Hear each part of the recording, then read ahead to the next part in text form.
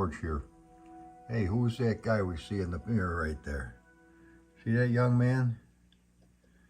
Yeah, well, that young man was me. Coming back from California. And I just heard word that my mother... Well, actually, I didn't hear it yet. I was on my way back home from California. The first time I went out there by bus. I was just a young man.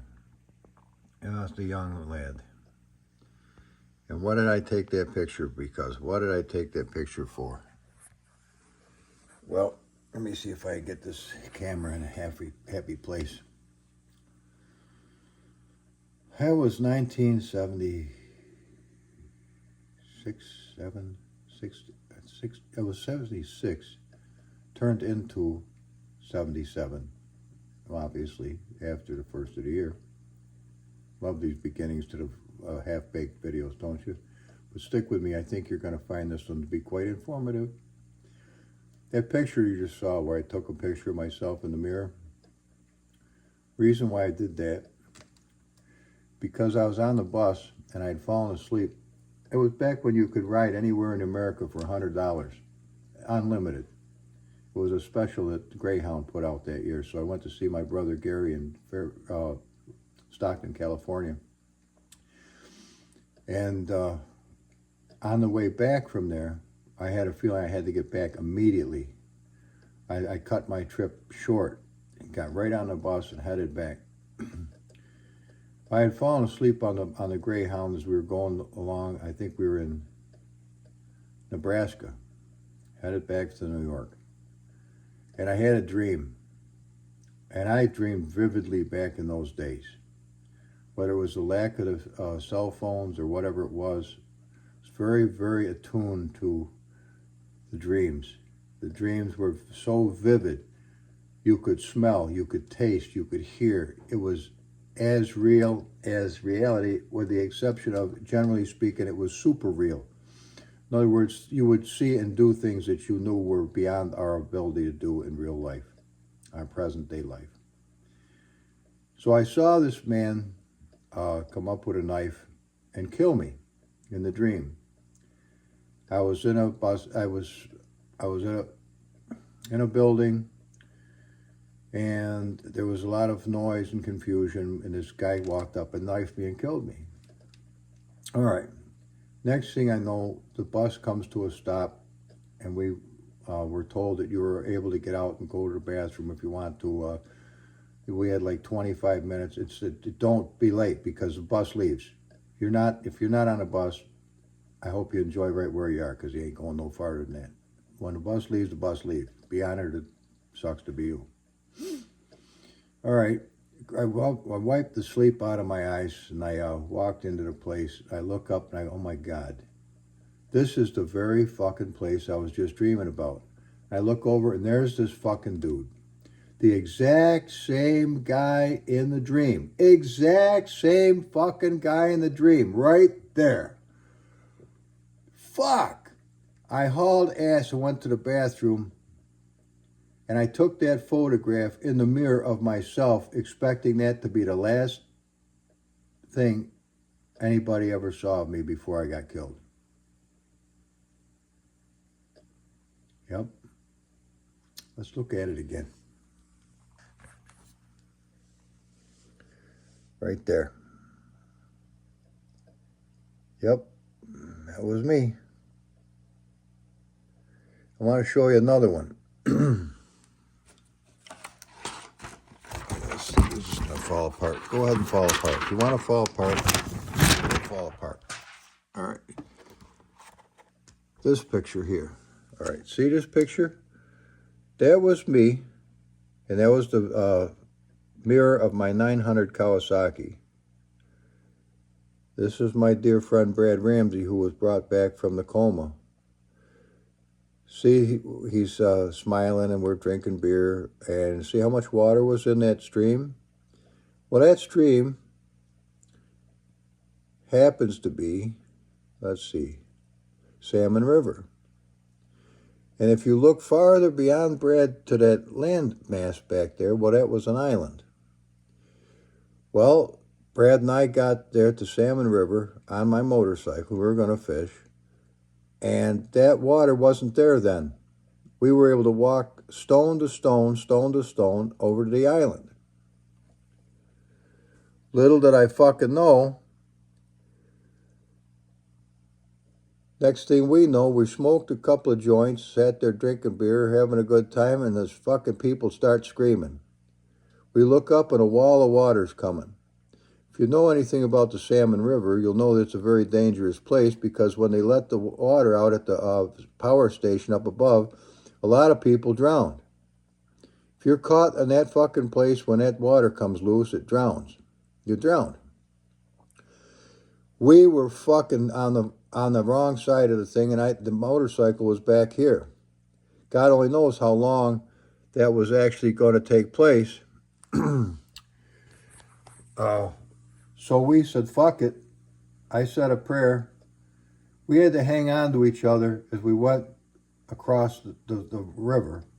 The water was flowing at such a pace that it would slide you down the rocks and you'd bang your shins into the next large rock and pray to God you didn't get stuck on those treble hooks that they used to catch salmon with, as it was loaded with treble hooks all over the place, littered with them.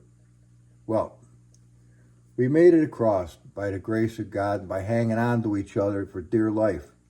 If one went down, but the other would be there to help him, okay? Now, if I turn, just stick with me on this. Stick with me on this. Stick with me on this. Hang on. Okay, stick with me on this. All right, now, I want to read something to you.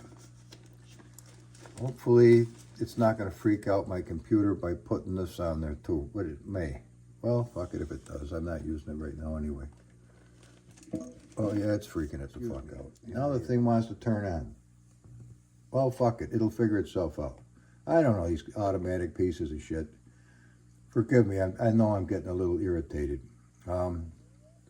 There's things about this present world that are fun, and there's things that are a complete and total distraction.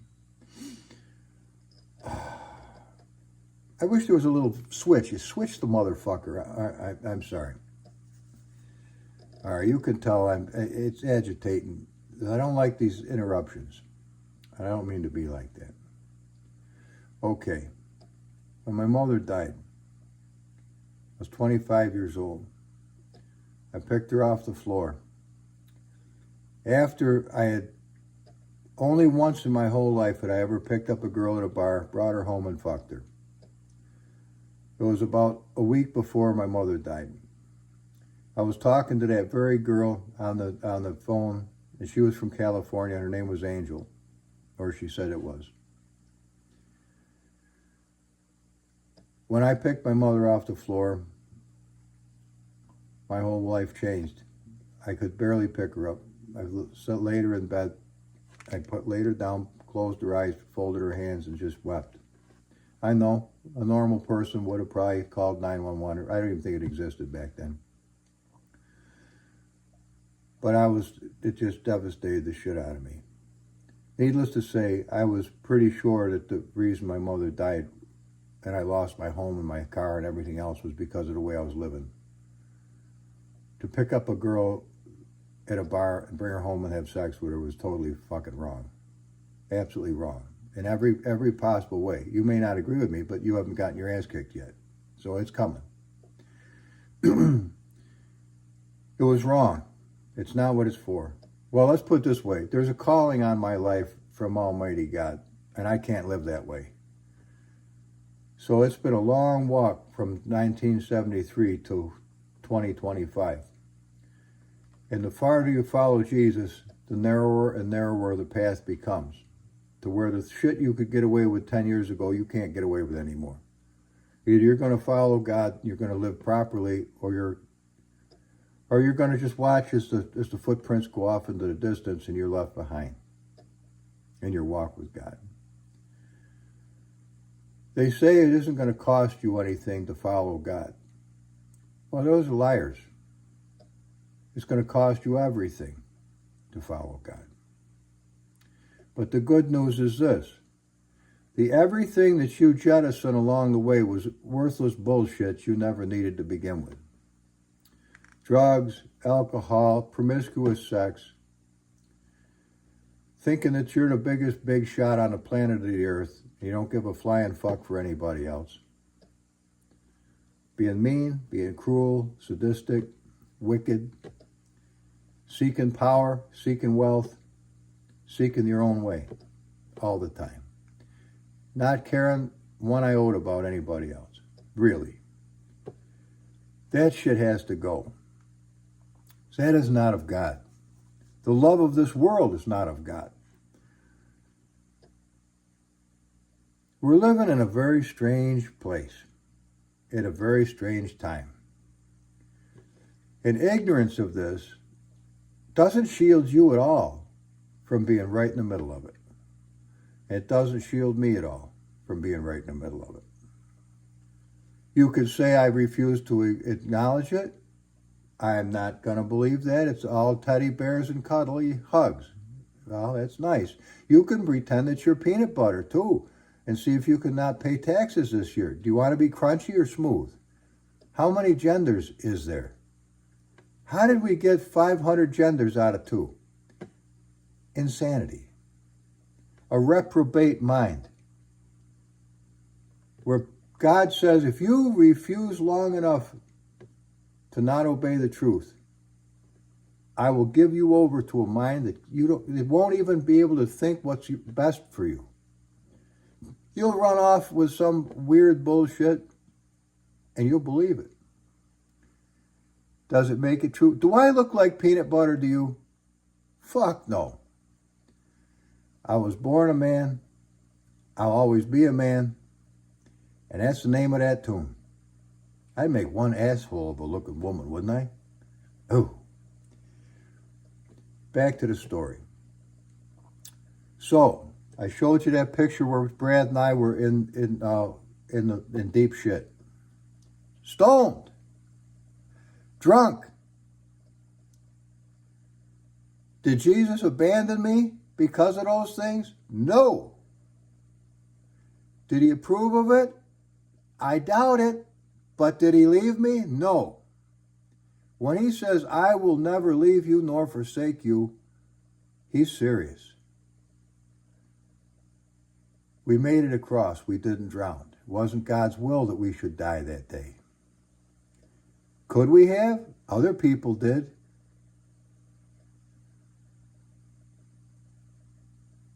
I talked to Daniel, the mechanic, yesterday when we worked on Bella. He told me there was a time he parked his Harley down by a reservoir. And he was, 10, 15 feet from the water. Big Harley. Was happy. He's having a good time. All of a sudden he notices, what the fuck? That bar of soap that I put down 5 feet from the water is now floating on the fucking water. What the fuck? Yeah. He went down to find his kickstand inches from going underwater. The water was rising in the reservoir, which reminded me of this story with Brad. He barely was able to get the bike up and on its uprighted and get it the hell away from the water before it went under. If it had fallen on him, he would have drowned. If Bella had fallen on me and there was water where I was laying down, I would have drowned. I would not have been able to get that bike off me before I would have taken a breath of water and died. If one spark had happened when that gas was pouring over me, I would have burnt to a crisp. And my house would have gone right up in flames. Wasn't God's will. Does that mean I can live willy-nilly any old way I want to? No. No, it means wake the fuck up. Wake up. There are times and seasons in your life where the devil is very, very fucking active. No weapon formed against me shall prosper. How many weapons? 0. 0. Does that mean I should be willy-nilly? No. It means be aware. Be aware. This whole thing with Bella has pissed the devil off big time.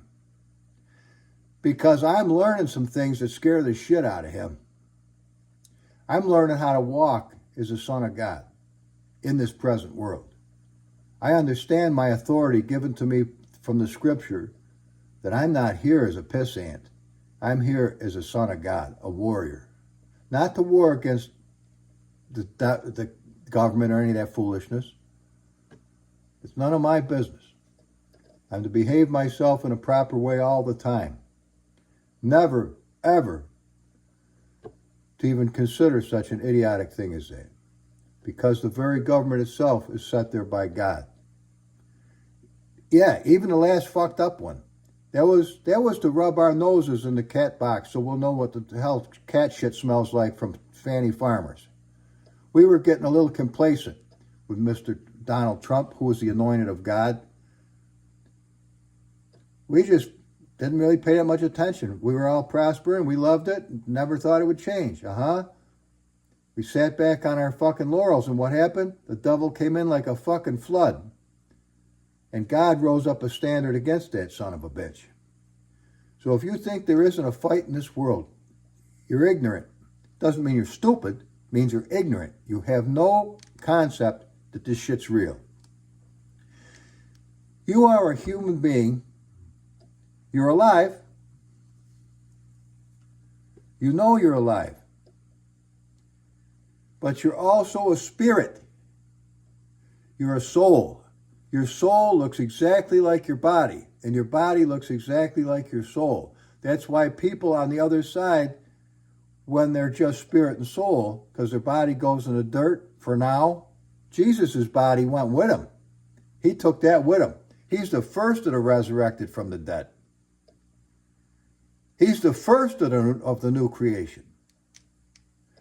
You're going to take your body too, so take good care of it. Yeah, you may be a fat fuck, 500-600 pounds. You loathe your body. You can't wait to die and get a new one. I got news for you, chubby. You're going to be just as fat on the other side of Kansas. Take care of that body now. It's the temple of God. It's what God gave you to operate in this planet right here and now. Take care of your body. Don't worship your body. Take care of your body. I don't worship Bella. I take care of Bella. Because if you go back a month's worth of videos, you're going to see where I made progress in taking the Word of God with faith, as simple as this. Mark 11:23-24. Jesus said to Peter, "Speak to the mountain. Tell it what to do. If you do not doubt, it will happen." All right. I didn't look at that as some fairy tale. I looked at that as a key to the kingdom of God, one of the keys. There is buried treasure throughout the Bible, waiting for you to seek him to find it. He's not hiding it from you. You must seek God to get to this. He's not giving it to a bunch of crumbs that are just going to go apeshit. Billions of souls have come and gone that have been worthless bastards that have ended up with nothing. There's been a very few that grab onto this, that see things in their life that are supernatural, that gets their attention. They go, whoa, what the fuck is this? Yeah, supernatural. When you take the supernatural out of the Bible, you just unplug the computer from the fucking wall. When you take supernatural out of your life, you've castrated yourself from a huge portion of what your life is all about. Well, you like to watch spooky fucking movies to scare the shit out of yourself, don't you? But you don't realize there is a very real and very active demonic scene going on in this world right now. Look at the millions of people killed in the Ukraine for nothing. Do you think it's for nothing? No, that blood is spilled. That blood is spilled. And the devil's drinking it up. Many of those souls are going straight to hell. They don't know Jesus Christ. They never accepted Jesus. They're going to hell ignorant. I don't give a fuck whether they knew it or they didn't know it. Well, I do care. I shouldn't say it. I do care. It's I can't do anything about that. They're dead. But what I'm trying to do is to shine a light on the fact that it's very important for you to, as a human being, to make a decision. Now, I've what do they call that when you get off the beaten path of what you're talking about? Digressed. I digressed to the point where, why did I tell you about Brad? Why did I tell you about that water? Okay.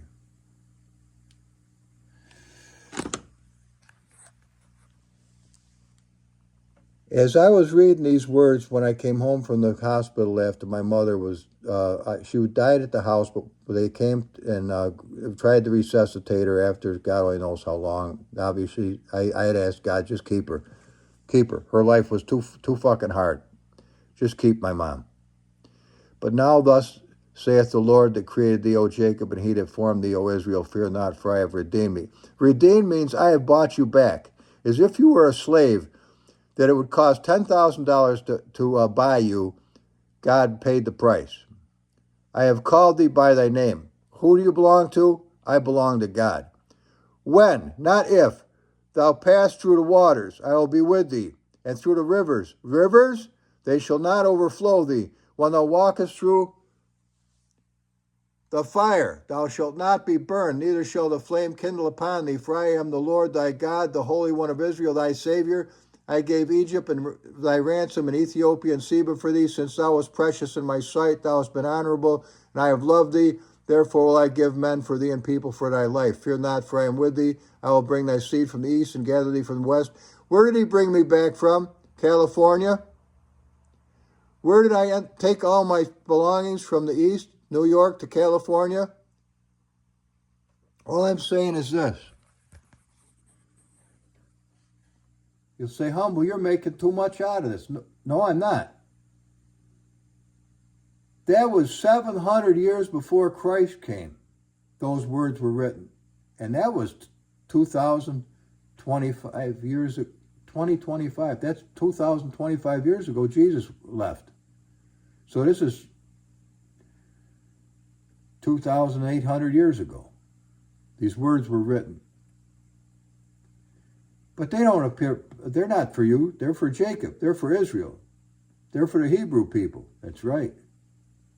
When you receive Jesus Christ as your Lord and Savior, by an act of your will, understanding that this shit's real, you become a child of God. He doesn't take you as a second-hand son.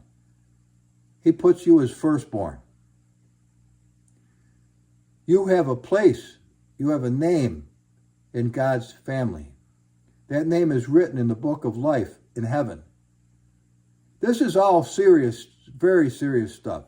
Literally, your entire future is in your hands. Now, I didn't intend to make it this way this morning. I got up, wandered around a little bit, an hour or so ago, and I turned on the computer, and lo and behold, I get a message from YouTube. Let's see if I can get you that. Hi, Humble George. We wanted to let you know that our team reviewed your content, and we think it violates the sex and nudity policy. It's okay to watch some chick twerking her ass on YouTube, but we can't see your shit. Well, that's neither here nor there. We know you may not have realized this is a violation of our policies, so we're not going to hang you by the fucking scroit bag till you fall in a dumpster dead. No, it doesn't say that either. They were very, very kind to me, and instead of hit me with a copyright strike or some kind of a violation, they were kind to me, and they told me where I shit the bed and what I can do next. And but quite frankly, I got up intentionally to remove it from YouTube simply because I didn't like the pissy attitude that I left on my comment. Now, you know I've been trying real hard lately not to let any of this stuff get to me. You know, the tires, the this, the that, the tune-ups, the $1,400 worth of work done to a bike that was $14,000. I took my bank account and totally fucking drained it down to just the tiniest amount left. I mean, I went from over 20 grand to fucking 2 grand in no time flat. See why men have wives? No, you should not have a wife to castrate you from using your money. A good wife would go along with you and say, well, honey, we'll build it up over time. And that's exactly what I will do, is I'll build it up over time. You speak forth the finances. You don't squander the piss out of them. But, all right, let's cut to the meat and potatoes. This photograph right here. All right, here I am in a bathroom in Omaha, Nebraska, on my way home from California. Note. There it is. Omaha, Nebraska. All right. You will, from time to time, have supernatural experiences in your life. You probably have already had them. It's amazing how you want to kind of avoid that because you don't understand it and it is spooky. But the truth of the matter is, it's never going to stop it from being real. Years and years and years ago, I kind of moved up into the attic at my mother's house. I mean, it didn't even have insulation. It was 2x4s, plywood, and shingles.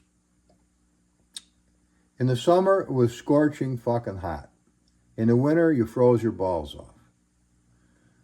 But I was just a young kid, and you know, that spooky bullshit, I don't know why. When you get into your teens, that spooky horse shit somehow gets, you think it's cool, you know? It's cool. So I drew some paintings on the wall. Demonic bullshit. Never expected anything to come of it. Well, let me tell you something. That opened the door to the supernatural in the wrong direction. Next thing you know, the house was having poltergeists, weird fucking bullshit going on. My mother got pushed down in a bed. She saw Satan looking at her nose to nose, scared the living shit out of her. I got pushed down in my bed. Even with the mattress. When it came on me, it pushed my body down into the mattress, even with the fucking mattress. Then it lifted up, pushed me against the fucking headboard. I was scared so fucking bad I couldn't talk. Then it pulled the cover, and then it pushed me off to the side of the bed against this foot locker that I've still got to this day. And then it pulled the covers off me. At that point, I screamed, grabbed the covers, rolled up in it as if that was going to protect me, and cried for my mother. Yeah. I was 18. I was having sex with a girl regularly at the time. Oh, I was having all kinds of sex. I was having the time of my fucking life. I was tearing up all kinds of pussy. I wanted to be good at it, so I was tearing it up. And a poor girl, she got rode like a fucking mini bike. And I fell deeply in love with her. I mean, deeply in love with her. The pisser of it is, she came from a good family. I came from Skid fucking Row, as far as my mother's. I was a fucking deadbeat, a hippie bastard. I was worthless to a normal family. And I made the mistake of buying her a wedding ring with what little money I had. And I took it to her on Christmas, where her mother threw me the fuck out of the house violently, telling me I was a worthless piece of shit, never be good enough for her daughter. I cried and walked all the way from Eastwood to the south side of the city. It took me hours. When my mother saw me come home in this horrible state, crying and carrying on. She called that lady up and gave her a ration of shit like she's never heard in her life to or since. She lit her shit up. Whereby that girl's mother said, my mother's fucking insane. You're never going near that son of a bitch again, under any circumstances. She never got her ass chewed out like my mother could chew an ass. She could chew some serious ass. You pissed my mother off, I don't give a fuck how tall she was. She was dangerous. She had to be dangerous for the life she had to live. 40 fucking years. 40 fucking years I pined over that girl. Relations came, relations went, but I gotta set this fucking thing down. 40 years. 40 fucking years. 19, 20, 21. You got the idea? Brokenhearted. I mean twisted. Absolutely ripped to shreds emotionally. Wanted to die. Almost did twice. Once when I was coming down Mackay's, was it Mackay's? Yeah, Mackay's Road. Just put new fucking tires on my Gremlin. I was crying over the loss of this girl. I yell out my mouth, I wish I were dead. Stupid motherfucker. I had no idea what your words could do. Next thing I know, this car's sliding sideways.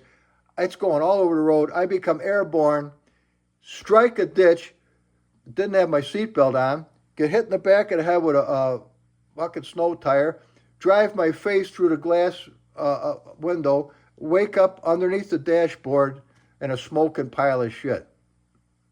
Come out, my fucking eyebrow was cut all the way to the bone to here, bleeding like a stuck hog, crying like a bastard. Next thing I know, the fucking ambulances get there and I'm fucking babbling like a son of a bitch. They're trying to check me out, take me to the hospital, call my mother. Oh my God, she went apeshit. And I told her to call that girl because I figured I was going to die. I didn't fucking know. I was just a kid. I wasn't drunk or nothing, but I was fucked up. Well, she came. She had her boyfriend bring her to the hospital. When I looked at her, she was as cold as a stone. She was like looking at a marble statue. She had no more fucking care for me than for a rock. And I saw it. Yeah. Yeah. Well, in the due process of time, the very friend that talked me into taking the ring back so I could get my license to take him for his motorcycle license, so he could get his license, because I owed $60 to a friend of mine. I didn't know $60 might have been $60,000 back in those days. All these things come together. Well, he ended up with her after all these years. They're still together to this day. They both shit-canned their marriages and went together, and they're happy. That's wonderful. They're happy. And so the thing that I prayed God would do for 40 years was bring that lady back that I could see her again and tell her I was sorry.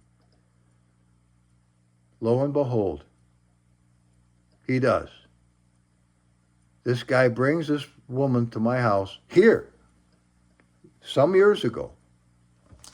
And there she was after all this time. I finally got to tell her how sorry I was for everything going awry. And she seemed normal. She seemed to be likable. She didn't seem to have any care for me whatsoever, but she wasn't mean to me.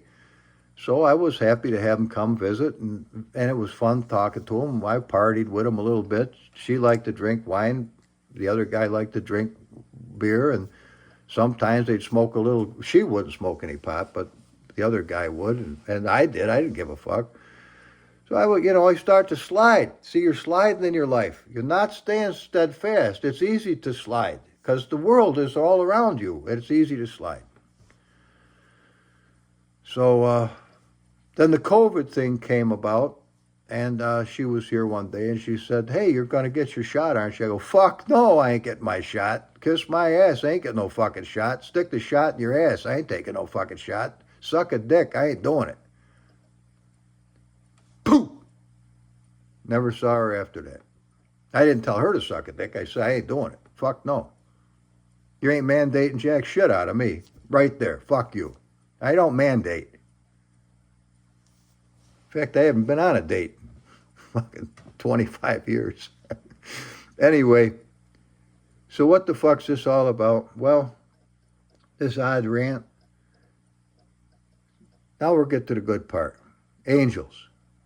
Ready for angels? Do they exist? Oh boy, do they exist. The Bible talks about, we have entertained angels unawares. A lot of us have. The first time I'm aware that I was in the company of an angel was on that journey when I was 18, or no, I was 19. 19? Yeah, I was on my way to visit my brother Gary, and that on the bus, on the way there. And it was, I'm pretty sure, in Omaha, Nebraska, the same place as that picture was taken on the way back, but on the way there. It was early in the morning, and we were at a rest stop, and I went in to get breakfast. But I noticed that there was this big black guy out in front of the place, and he was just sitting. And I walked up to him. I've always been a friendly kind of a hippie. I'm not a hippie, obviously. I'm fucking bald-headed. But I walked up to him. I was nice to him. Because I worked on a crew with back in those days. All kinds of people. Right out of prison. Didn't make any difference. And he said he was hungry. I said, well, fuck, come on, man. Let me buy you breakfast. So we went in, and we went to buy him breakfast, and they wouldn't serve him. They wouldn't serve the guy. I'd never seen prejudice like this in my life. I didn't know it still existed. This was 1977. I'll tell you exactly when it was. I said, you telling me you're not going to serve this man? I ain't going to serve him. I ain't serving this black man. I ain't serving him. Fuck, you aren't. I'm buying the fucking breakfast. Huh? Well, cracker, all right. You buy the breakfast. I'll give it to you. What you do, it's your own business. All right? I bought the breakfast, gave it to him. I bought my own breakfast, and we both had breakfast. At the end of that, we walked out. So I only had a little while. I had to get on that fucking bus and get the hell out of there. But I had a chance to talk to him a little bit. And he was telling me a little bit of his life.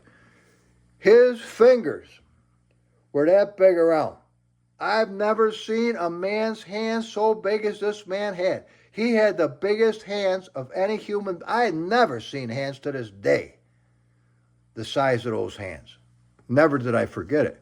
But he was kind to me, and I was kind to him. And I don't remember all that we said. It was 1977, but I got on that bus in Pekingo.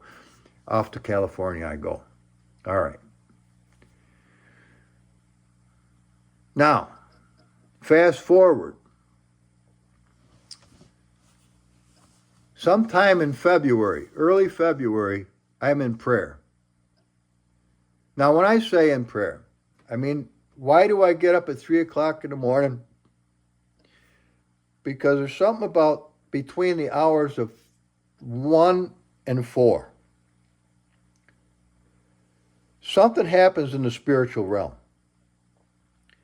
There's a heightened ability to receive from the supernatural. Now, there's two sides of supernatural. There's God's side, because he's a spirit, and there's the enemy's side, fallen angels. They are also spirit. The Bible says angels are ministering spirits sent to those who shall become heirs of salvation. All right? So we're dealing with a spiritual realm that is real as a tornado. If you've never seen a tornado, but you believe they exist, trust me, the people who've lived through them fucking really believe it. And they don't want nothing to do with it after that. Okay. So, I'm sitting here in prayer, and I'm quiet as a mouse. And a lot of times, it won't be an audible voice, although I have twice in my life heard an audible voice, but we're not getting into that right now. It's a story of all of its own. It's normally the sound of your own conscience talking, but it's talking to you rather than talking from you. And it's said, and it's direct. It doesn't go wandering off into just like I wander off into all kinds of tales and stories. No, it's very direct. It's almost like a download. It said, and it will tell you your name. Your names are important. It said, George, you're going to come into contact with angels. Bing. That's it. End of it. That's all it said. All right, I heard it. Obviously, I remembered it because I'm telling it to you now. All right. Fast forward. I'm going in. All right, I get the next download sometime later, a week or two, I don't remember. I could go back on the videos because I really chronicled this by accident. I don't know what the hell's happening next. Do you know what's going to happen a week from today? I fucking don't know. So the next download was, and I believe this came from Jesus himself, it said, Georgie, because you're in the center of God's will for your life. No, it didn't. What was it? It said, no, that wasn't the one. That was after this. This is what said, I have a very special present for you. End of story. It stopped right there. Bookmark that. And that's where I started to get interested. He didn't tell me what it was, but he told me he had a present for me. Now, what was it that is a desire of my heart that I have not fulfilled up to that point, I said to myself. Well, I went through the litany of things that I wanted to accomplish in my life, or have in my life, and a chopper immediately came to my mind, because that is something I definitely wanted from the time I was 14. This wasn't an arbitrary thought. This was a fucking goal. So I got to remember, in the scripture says, God is a rewarder of those who diligently seek him. And when you're up at 2, 3 o'clock in the morning, you're in the Word, and you're in prayer, and you're praying for the health of Israel and for the prospering of the Jewish nation and for America and for my subscribers and for myself. And don't ever hesitate to pray for yourself. Pray for yourself. You have not because you ask not. Use that mouth correctly. Not like I do often, but correctly. That just took away my track of thought. But anyway, so I knew that I had an idea something like that was going to happen. Now, you saw the other videos, or maybe you didn't, where I met the guy that I used to pour concrete for years and years ago, named Moses. Well, he had a chopper. Well, you know the story of finding out the path to get to the chopper and how I never even saw it to this day in real life. But it all led me to Bella. Gene Hemingway played a great role in the whole thing. He was the fellow that is a friend of mine, and I met his dad. He's a great guy, a great guitar player too. Wonderful people, warm, nice people, awesome people. And they just kind of brought me right in just as if I was family. Amazing, the grace and favor God can give you. And it doesn't come without a battle. Now, when God is bringing you forward, the devil is extremely agitated to slip you up, trip you up, do anything to keep you from that goal because he's scared shitless. If you make another fucking notch, you're more deadly to him and his process than you were ignorant. This is serious. He doesn't have the ability to kill me. The only way he could kill me was to talk me into killing myself, which isn't going to fucking happen today, tomorrow, or any day. He's tried that bullshit 2 or 3 times in my life. I recognize that just like that. Proverbs says that a trap set in the sight of a bird is set in vain. That bird watches you set the trap. It ain't fucking going in there. No fucking way. You got to be wise. You got to have smarts. You got to understand this is not fairy tale land, the Bible. This is a roadmap of reality. You look around and you wonder why the world's fucked up. That ought to be a real eye-opener right then and there. You wonder why people act the way they do. That should be a real eye-opener right there. You look in the mirror, and that dude that's looking at you in the mirror acts pretty fucked up a lot of the time too, doesn't he? Yeah, that ought to be a real eye-opener right there.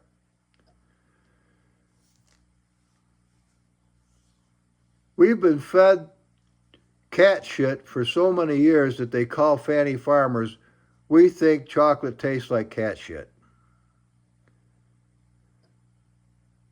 But if any of you remember Fanny Farmers, that was the best chocolate you've ever had in your life, and you'll never forget it. And it don't taste at all. I've never eaten cat shit, and I'm not going to start tomorrow or today or at all, period. So I don't know what it tastes like. I don't want to know what it tastes like. But I tell you, I don't like the idea of it. So here's the thing. Bella. Now, you see these constant problems arising over the whole thing. You may remember the video where I got up in the morning, I was going to get right into the Bible, and the Lord said, no, go down and rebuke the curse off that motorcycle. What? I go down, I rebuke it. What you may not know, and I should probably not have, I don't have the authority to tell you, but this is bike number 2. Bike number 1 struck a deer, and Timmy broke his leg, and the love of his life was killed. A woman he loved more than any other was killed. This is bike 2. But Timmy noticed that it wasn't the same without her. And so he let Bella sit for years, and then the timing came to be right for God's will to be done. God's will wasn't that that girl died. God's will was not that he struck the deer. God's will was that Timmy lived, and God's will was that bike was held for me. For the exact time. You know, I know you're saying, what the fuck? Do you think you're that important? The whole world turns around you? Fuck no, that's not what I said. But concerning my life, things do. Didn't you read in Psalm 43? People shall be given for me. It's all part and parcel. It's not because I'm something special. It's just I'm aware of my own life, and I'm aware of the struggles that I've gone through to get this far. And it hasn't come like a walk in the park. It's come like you were just transported to the front lines of Normandy. Either get a grip or get a body bag.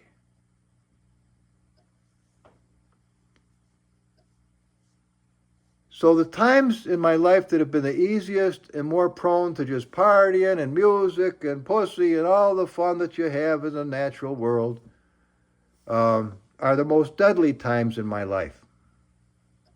Because all my armor is off. I'm not telling you that don't get weary sometimes fighting this battle. But I don't have a choice. Because the devil doesn't take holidays. He's out to put a solid fuck to you 24/7. Unless, of course, you're already going to hell. He don't give a fuck. He ain't going to waste any time with you. You're having a wonderful, nice life, doing all the sinning you can get a hold of. You don't give a shit for God. Why would he bother you? You're already fucked. It's the ones that are trying to go forward against the stream. It's the ones that know that something up ahead is where I need to be. They're the ones that are the targets of the devil. Oh, he'll kill everybody he can get his fucking hands on. Or cause them to die a certain way. He can't really kill them. Jesus took the ability for him to kill people away when he came out of the grave, after beating the living dog shit out of the devil in front of all of his host. He whooped his fucking ass nasty. And he told him, you're on call, motherfucker. You've only got so long. Eternity don't last for you, you prick. In so many words. So there's been a battle going ever since. And it's going to culminate at Armageddon. Well, actually, there's 1,000 years after Armageddon where the devil gets put into a hold in hell. So he can think about what's coming next. Then he comes out of there after the 1,000 years, and he's so seductive still that all these children that are born up from all of us who are left on the planet for 1,000 years, a lot of them are going to go with this asshole. I guess they become woke again. And then he brings a great army against New Jerusalem and against God and against his family. And what does Almighty God do when he stands up? It's over. Obliterates the motherfucker once and for all. But until that day comes, welcome to the battlefield. So, angels. The black lady. Why does God bring black angels to me? I don't know, but the first one was that great big dude in Nebraska. And the second was that gorgeous, unbelievably, just something about this black lady. Don't start your shit. It's not that. I didn't look at her in that way. She was just radiantly beautiful. There was just something about this woman was so beautiful. I just shocked the shit out of me. She was an old black lady, but she was something beautiful. She just radiated beauty to the point where I had to say something to her. I mean, I couldn't keep my mouth shut. I told her, you're just beautiful. And she looked down. She was humble. And you go back and watch the video. But then I stepped out of the place after the lady who took care of my credit cards, bringing them to zero so I would have a clean pallet to go buy the chopper, which I thought at that time was that $6,000 high-neck rascal. I didn't know I was going to spend fucking more than twice that much money to get the one I wanted. I thought it was that one. So when I come out of the place, I start to walk across the street. I looked to the left. Nothing was coming. I looked right, and here's this dude walking. He might have been an angel for all I fucking know. What, do you got angels on the mind? No, but start doing the homework. Be aware of what's around you. This fucker screams, and I look, and I got a car right next to me. The front of the car is inches from my hip. Never heard it skid. Never heard it come. Never looked to see who the fuck was driving. Now this is Twilight Zone shit. That's where I sat in the Honda Pilot, and the little voice said again, because you're in the center of God's will for your life, George, because you're in the center of God's will for your life, you're as safe anywhere on the planet as you would be sitting next to Jesus Christ right now in heaven. You go back and see if I didn't say verbatim, word for word, what I said on the other video. Because I'll tell you one thing. When God tells you something, you never forget it. It's burnt into your consciousness. You don't ever forget it. That's burnt in you. You'll not forget it under any circumstances. You won't forget it. I can tell you the two audible things I heard back when I worked for the Onondaga County. And I will someday, but it's too long a story, and I'm not going to shorten it for time's sake. But I am going to shorten this video for time's sake. And what was the point? The point was, there's a supernatural realm in this world right now. It's every bit as real as the one that you're living in that we call flesh and blood. Watch YouTube, enjoy YouTube, play music, chase your dreams, do whatever you want to do, work your balls off, live your life. And that's something else I want to tell you. One of the famous plots of the devil is to get you so fucking busy, you don't have time to sit down and hear God. you never have time. You can't even get a night's sleep. You're racing through the day. You're thinking about everything and anything. Your mind is going 1,000,000 miles an hour and it never slows the fuck down. God, being a gentleman, sits back and waits for that one time. It says in the Bible, the Lord seeks, he goes to and fro throughout the earth seeking who will come to him and who will listen to him and who will seek him. You know how many he finds? It's pitiful, the small amount of people who give a fuck for God, who realize there's more to life than meets the eye. The vast majority, no, they don't have any idea, they don't give a shit, they wouldn't come, they don't want anything to do with it. They're going to do what they want to do because they want to do it, and they don't give a fuck. I asked a guy the other day, I had stopped at the Napa store to get something. This dude comes out, he goes, man,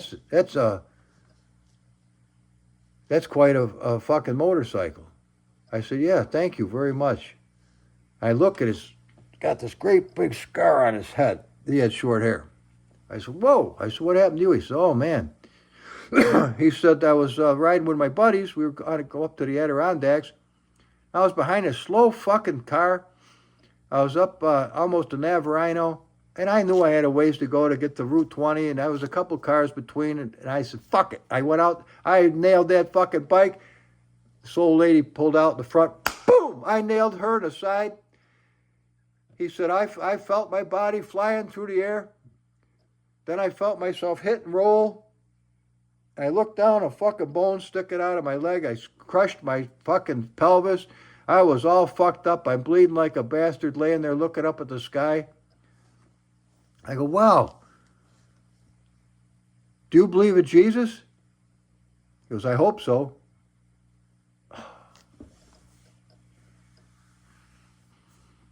I hope so.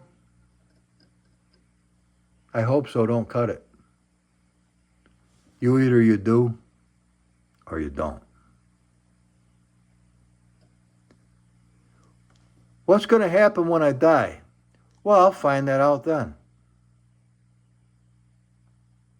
Do you realize that's for eternity? Well, what the fuck? I hear there's beer down in hell. I'll party with my buddies. So in other words, you realize you didn't create your own life, but you're going to create your afterlife?